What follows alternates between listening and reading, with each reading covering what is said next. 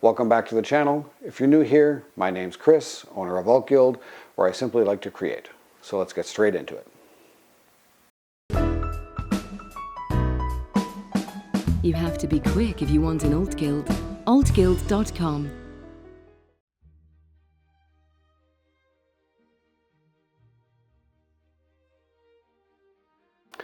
Okay, so the first thing we're going to have to deal with is the hardware. This is the hardest part about figuring all of this out. It's finding a supplier that not only offers a quality item, but that is also reliable, so they have stock when I need it. But after that, what I need to look at is also quality, but I need to understand what the difference between cheap and quality is. And so what I did there was I went to the dollar store, the liquidation center, one of those kind of places, and picked up these cheap binders. So I could take a look and see what the cheap end of things looks like. Same thing with this one. These are all essentially riveted in. I took this one and cut the back off to see how they were attaching it. So that gave me a good idea of what the cheaper end of things were. Now I don't have an example of the higher end, because the higher end that I was looking at were like $300 Franklin diaries, and I wasn't about to purchase one of those for just an example, let alone taking a knife to it and cut it up to take a look and see how things are put together. But I did get my hands on one, and I was able to examine the hardware itself, so I had an idea of what higher quality hardware looks like. Now the other problem I had to deal with is, again regarding these things, is that let's say you had your cover and you put it in the trunk of your car, and for some reason, I don't know, you dropped some heavy luggage on this and you ended up bending or breaking the hardware inside there. With this, it's not that big a deal. You can chuck it out and get yourself a new one relatively cheap. But not so much when it comes to the covers. You're going to be rather disappointed. This is something that's going to be with you for a long time. It's going to take up the fingerprints on your hands. It's going to patina. It's going to grow and age with you as time goes by, and you're going to be rather disappointed if you were to damage the hardware. So I had to solve that issue, and to solve that, in the leather world, we have what's called concho screws. They come in different sizes, and they can replace the rivets so that you can repair hardware, remove and put in new hardware. Like in belt buckles, people have a nice leather strap that's been decorated, but they want to change up their buckle. They want to get a different buckle, so they can unscrew the buckle and replace it with a different one. So I use the exact same things. So I can attach this.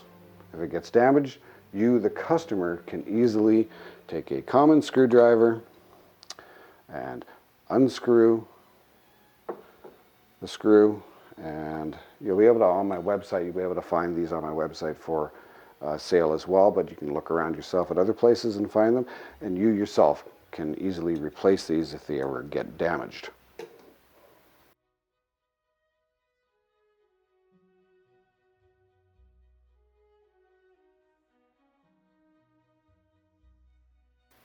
Okay, so we're going to look at the sizing now. Now here's an A6. Here's the first thing I run into. This is one of my A6 covers.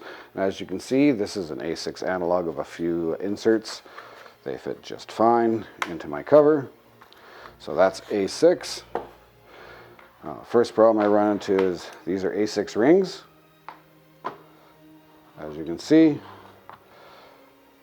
they're a bit longer than what my cover is.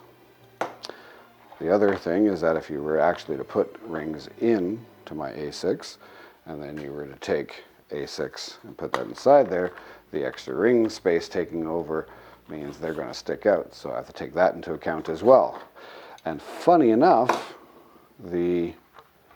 my B6 cover pretty much takes care of that. I have to make it maybe a little bit longer, but the rings fit a B6 just fine. But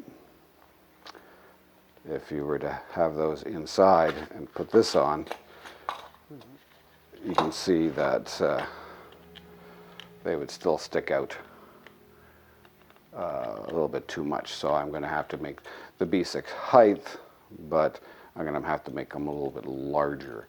So even though you're ordering something that's called an A6 or A6 Personal, I think is what the actual size of these things are, the covers that I'm going to have to make are going to be basically my B6 size. Okay, so let's get to actually making the covers themselves. I'm going to take a piece of scrap and put a hole in the center of it.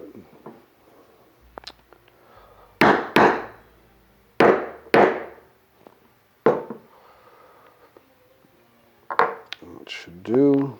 I'll take one of my rings and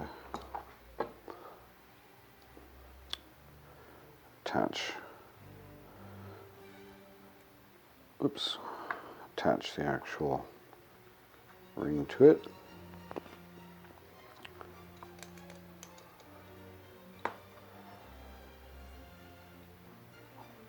This is a little bit fiddly.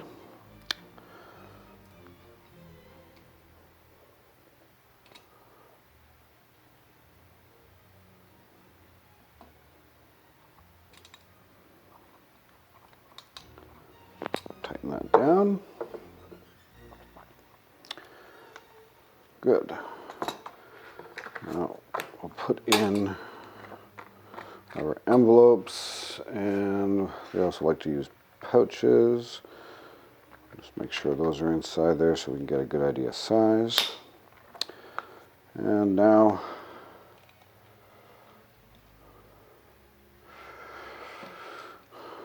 just give me a pen and mark what the width of my cover is going to be. Oops.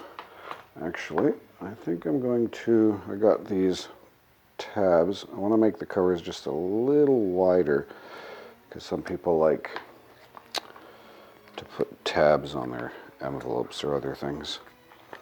So I'm going to add that as well.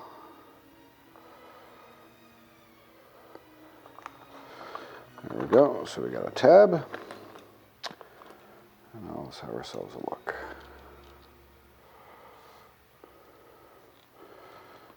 So right about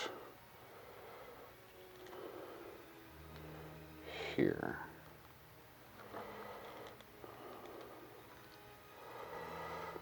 And the same thing on the other side.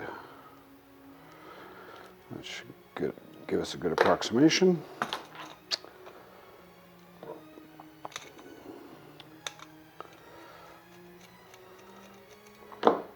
So again, you can see how easy it is to remove those screws. I'll put that aside. So now I know my cover is going to be from here to here, and that's the center.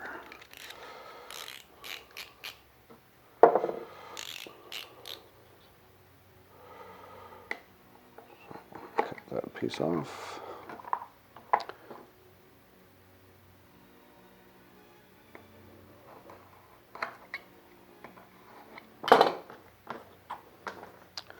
So that's the width of my cover. Now we already know the height is going to be about the same as the B6. So I have another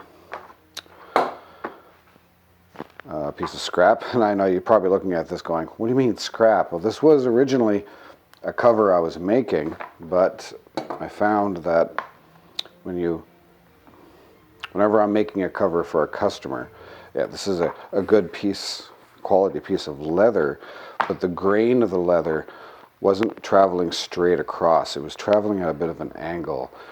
And what happens when I take my covers, I take the leather I'm going to use and I move it over and I let it naturally fall. And as you can see, it naturally falls like this instead of like this. And no matter what I do to the leather, when it's all said and done, when you let the leather relax, it's automatically going to move into that position. And I can't sell a cover like that. A little bit off is okay, but not to the extent that this piece is going. So I couldn't use this for doing a proper cover. But I can use it for scrap for today's project. So the first thing I'm going to do is get myself a new straight edge on here to work with. First off, that is enough leather. Yep, good. So we'll just take off the edge.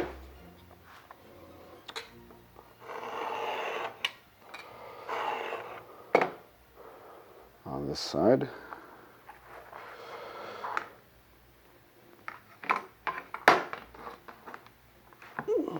And then we'll measure out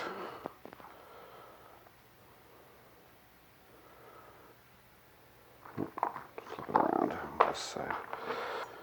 And take off the edge on this one.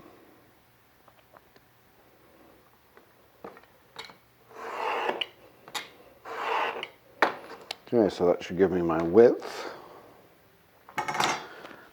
Now we need to look at the height.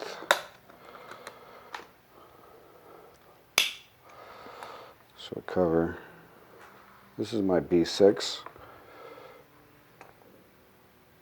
Yeah, B6 is right. So, what is the height of my B6?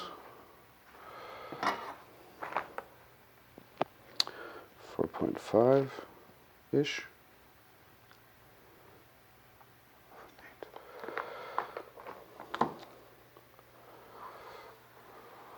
So 1 less than half of an 8.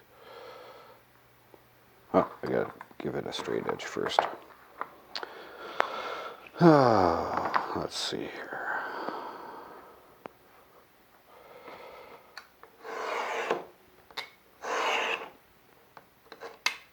Yeah, work with a straight edge. So now, that means I need to right about there. Let's double check. Yeah, looks about right.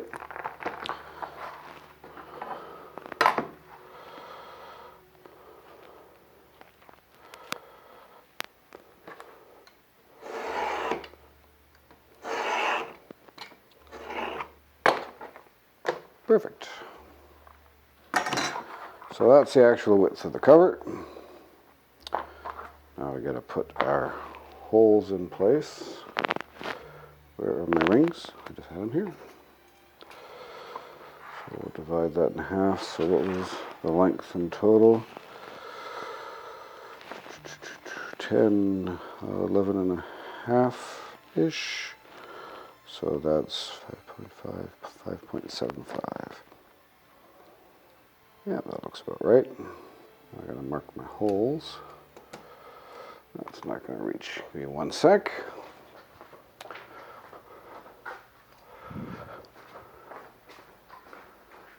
Okie dokie. I just realized you probably can't see what I'm doing. So.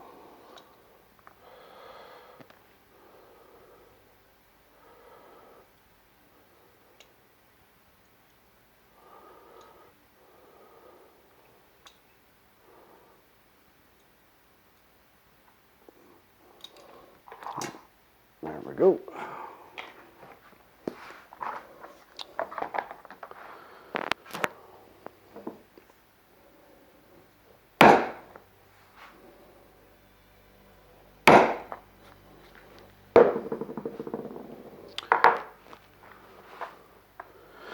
Okay, I can drop in my rings. Actually, before I do that, let's curve off the edges.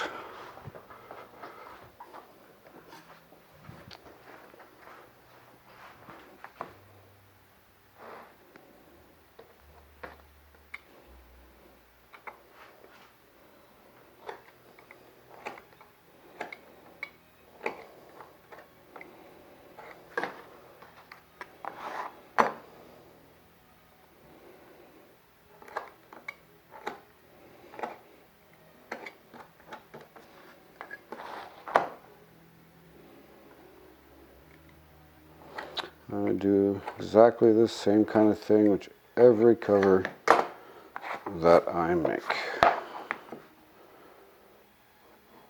I've been doing this for years now.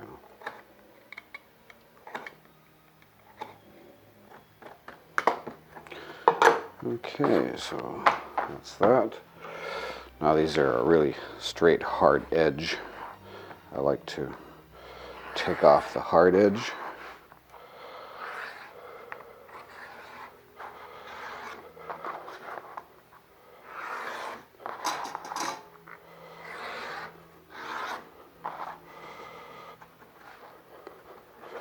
Gives a nice rounded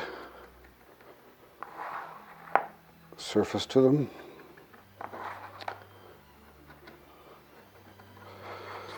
Same thing with the back side.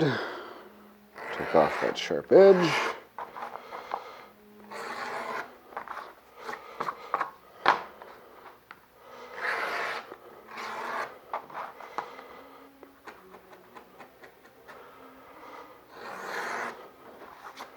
Keep looking at my camera every so often. I've been having problems with it dying from overheating.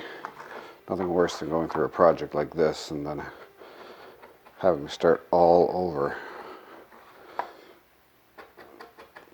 because I lost the video. That's essentially it. Now what I normally do after this is I take it and I take it and burnish smooth off all the edges, but we're going to skip that step here because we don't really need it for this project. But we will attach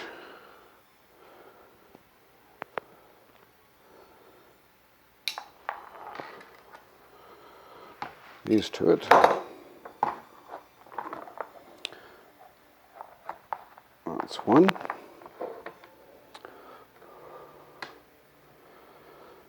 That's the second one. Okay, now we can attach our rings. And now this is the fiddly part, getting this little tiny screw in place.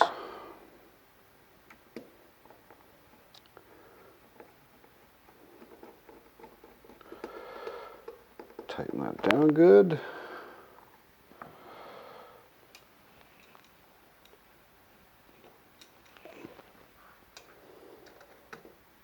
Again, like I said, this is something anybody can do.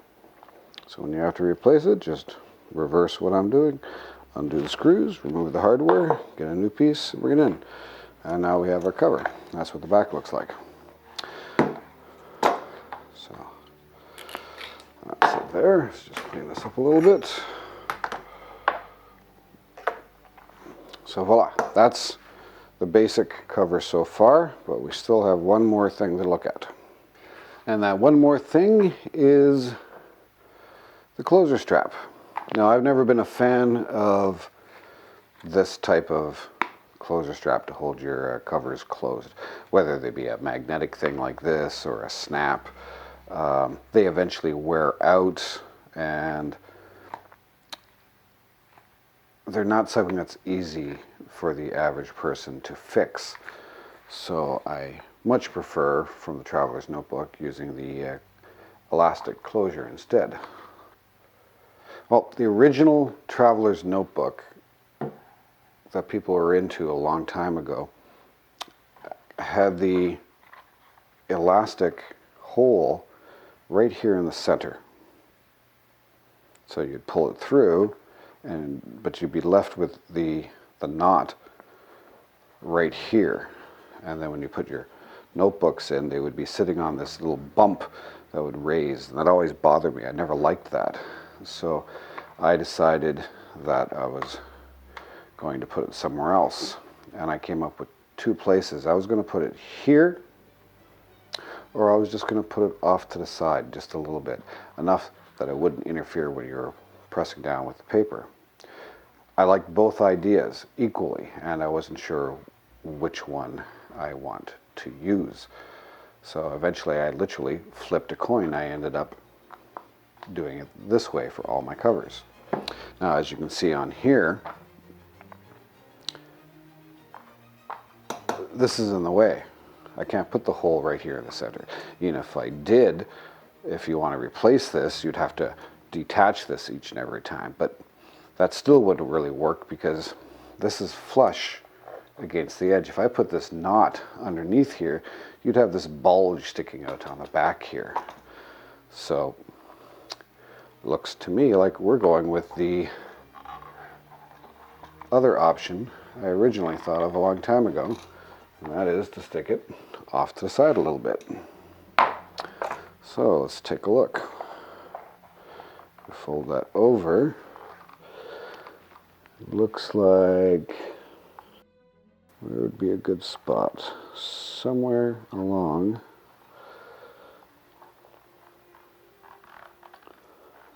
that line. So right about here and in the center. So I'm guessing about here would be good. Let's give that a shot.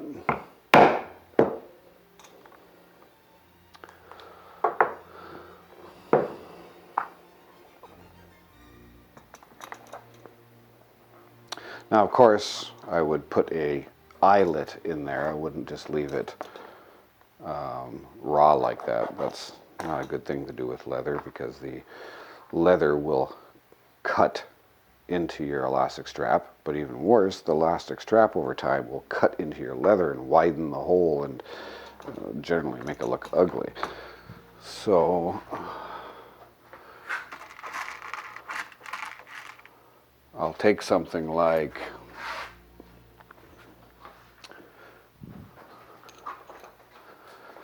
here, eyelets. They use a slightly bigger hole than what those screws do, so I'll use this larger one to make that hole a little bigger. And in she goes. Make it just one more time.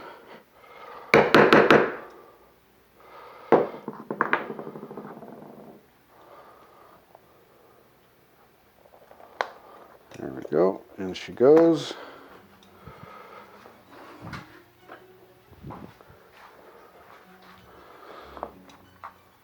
Rivet that into place.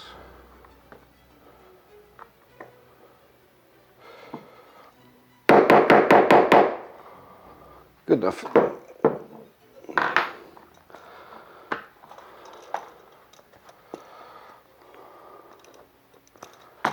And now I can put our string through.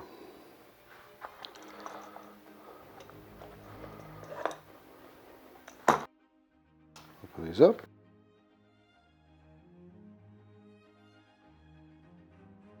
Let's put these in. Close it up. And voila. That is the basics of that cover. Now, for the video purposes, I've made this as an example of what it is that I'll be going through to make this type of thing. This one here, again, I just made this for video purposes. I'll be doing this all over again where I'm not concerned about making the video, so I can focus on getting everything absolutely perfect. But yeah, that's the gist of it right there. You can see holds those pouches in just great, and lots of room for tabs. And that is done. In any case, thank you very much for watching this video, and we'll catch you next time.